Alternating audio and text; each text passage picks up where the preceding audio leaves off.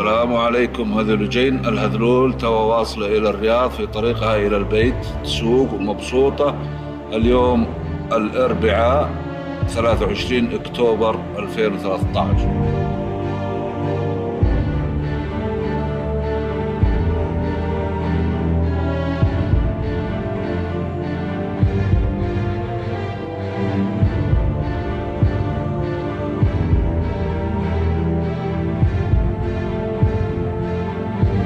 This is the camera that I filmed myself. It was actually in here.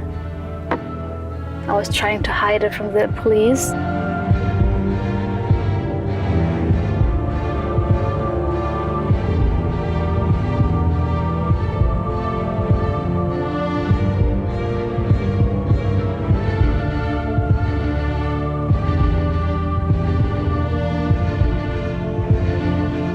We're still in jail for saying very normal and very rationalized opinions.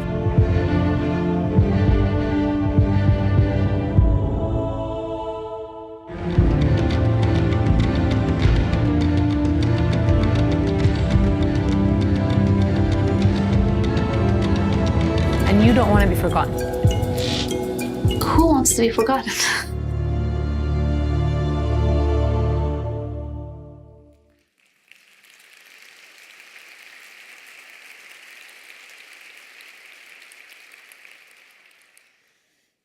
Good evening, everyone.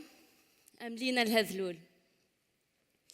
Tonight, I want to tell you about my sister Loujain. Loujain is our family therapist, or maybe our lawyer. From childhood to adulthood, Loujain has been the one my siblings and I turn to when we need help or advice. When I was 14 years old, I was desperate to take boxing lessons. At that time in Saudi Arabia, martial arts were typically practiced by boys and men. As open as my parents are, traditions are sometimes stronger than good sense. And my mom naturally refused to take me. I was upset. So I went to talk to my sister. Loujain marched downstairs to confront her mother. "Why isn't it acceptable for Lina to do boxing?" she asked, in a voice that is so distinctly my sister. Direct, confident, and a little intimidating. "Why are there rules like this?" she's always asking. "Who made them? Why can't they be changed?" Loujain wore my mother down with her questions, partly because my mother had no good answers. Who has ever had a good answer to the question, "Why can't a girl do that?" A few weeks later, I was ducking between the ropes of a boxing ring. But I never learned to fight like my sister. When Loujain fights, it's to stand up for people who don't have a voice. And because Loujain fights, she forges new paths for other Saudi women and girls. 5 years ago, when she was 24 years old, Loujain joined the many heroic activists who for decades have been fighting for Saudi women's right to drive. The following year, she was arrested for the first time for the crime of driving while female. Loujain spent 73 days in jail before being released. The experience was frightening, but my sister is brave. The arrest did not stop her from driving again. Undaunted, she moved to Dubai to pursue her master's. She worked hard at her studies. And then one day last spring, my sister was kidnapped off the streets of Dubai by government officials. She was forced into an airplane and flown back to Saudi Arabia against her will.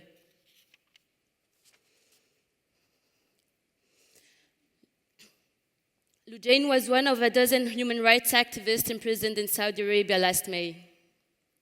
For months, she was held in a secret location without being charged with a crime. All over the Saudi media, my sister's name and photograph were published alongside a single word: traitor. Last June, Saudi women were finally granted the right to drive. It was a historic day for my country.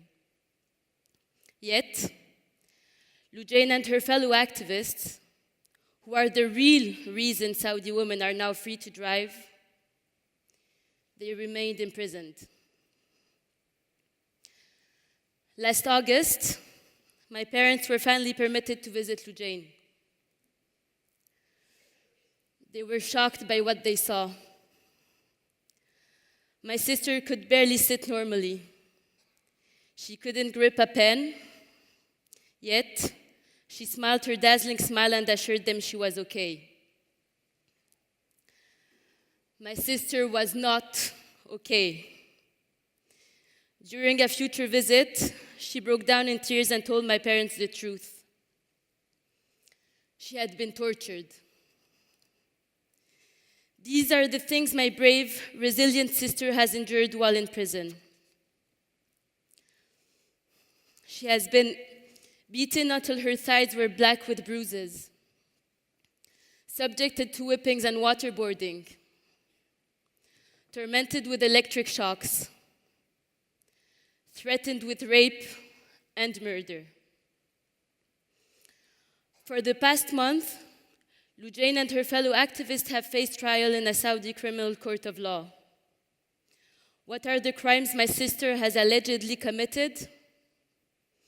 Activism against Saudi Arabia's male guardianship laws, contact with foreign journalists, applying for a job at the United Nations. These are not crimes. They are the actions of a broad-minded humanitarian with moral courage. And yet, outrageously, this trial is still ongoing. As I stand here before you tonight, my sister remains locked in a prison cell. In the courtroom 2 weeks ago, Loujain handed my parents a letter addressed to me and my siblings. Alia, Yazid, Walid, Najd, Lina, she wrote. What would I be without you? Now, I ask the question, what would this world be without Loujain Al-Hathloul? I'm not an activist. For a long time, I believed that staying silent was the best way to protect Loujain from further harm. But the injustices against her have only continued.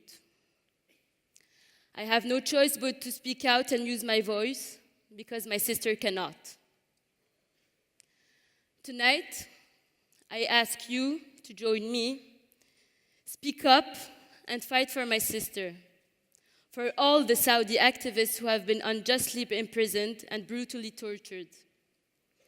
Share their stories, tweet about them, write about them, talk about them. Our silence will not keep them safe. Thank you.